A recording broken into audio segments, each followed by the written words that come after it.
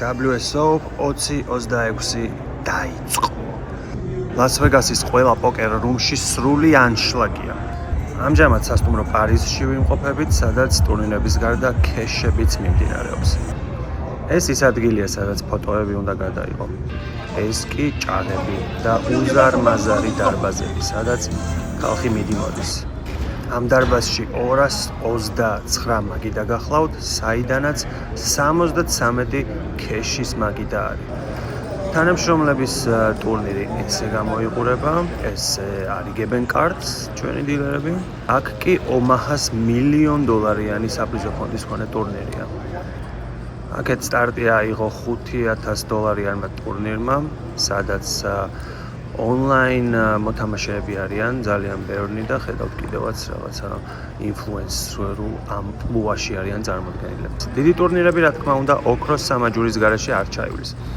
მოკლედ თამამად შეგვიძლია ვთქვათ, ცეცხლი აინთო, თამაში დაიწყო. აქეთ კიდევ ქეშ მაგიდები ჩემო ძვირფასებო, როგორც გითხარით, სადაც თქვენი მონამორჩილი კარტს დაარიგეთ. ეს კი ის ადგილია, სადაც უცებ მოშიებულს რომ შეგიძლია წაიხემსო $18 ჰოტდოგი. ასე გამოიყურება $10 მილიონი ქეში ჩემო ძვირფასებო, იცოდეთ მაინც.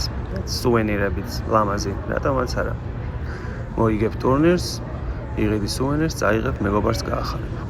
მუშაობის პროცესი, რა თქმა უნდა, არ გადამიღია, თუმცა დღის ბოლოს ყველაზე გემრიელი მონაკვეთი ეს არის, სადაც ნაჩუქარ თიფებს დაითვლი. ჯერ თამაში არ გახურებულა, ამიტომ ლურჯები ხშირია უფრო. ეს კი ბადე, რომელიც 26 მაისს დაიწყო და ივლისის 15-მდე გაგრძელდება. მოდი ცოტა გავიაროთ პარიზის კაზინოში. ულამაზესი გუმბათოვანი თაღები, ულამაზესია იატაკი, ცოტა სლოტებიც დავატრიალოთ, რაც ხურდა დაგვჭა. დავწადოთ პედია ერთი ახლა.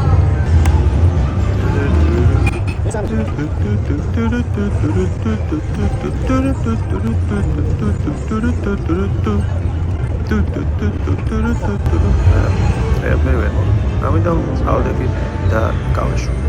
ეს ავტოფარეხიდან ხედი, ეს კი მეორე მხარეს, საიდანაც სფერო მოსჩანს, ულამაზესი.